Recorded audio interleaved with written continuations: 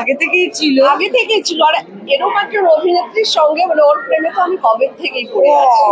তার মধ্যে একটা সুযোগ হলো আমার ওর সঙ্গে কাজ করবার, কিন্তু সরাসরি আসলে নেই, কিন্তু একই ছবিতে আছি, সেটাই আমার অনেক ভালো লাগে। এইটা খুব ব্যাকডেটেড একটা কথা যে নায়িকাদের মধ্যে বন্ধুত্ব হয় না, এখন সেরকম নেই, কি বলো? একেবারে। আর আমাদের এখন আমরা সবাই একে অপরের কাজকে ভেতর থেকে প্রশংসা করতে জানি, পারি, মানে মন থেকে। যেমন আমি ওর কাজের ফ্যান, ও বলে ও আমার কাজ ভালোবাসে, সেটা বানানো কথা আশা করি নয়।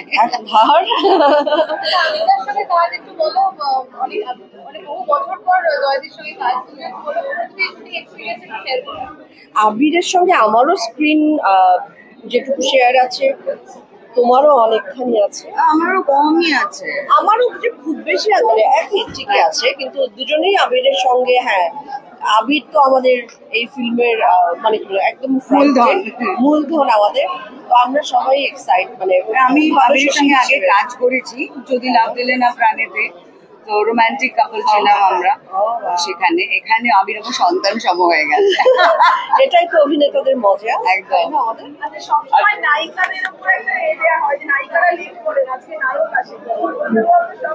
তোমরাই বলো এবার, আমরা নায়িকারা লেট করে, নায়ক পেয়ে গেল, নায়কটা কোথায় দেখছি না।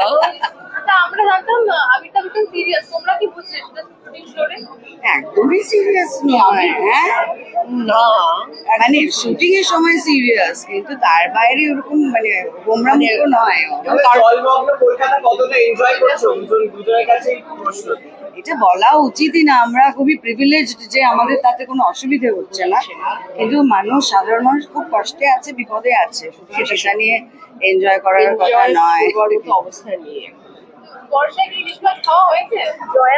আমি পাইনি, ও আমাকে ডিচ করেছে, আমাকে বলছিল মেঘনার ইলিশ খাওয়াবে বলে, এখনো খাওয়াইনি।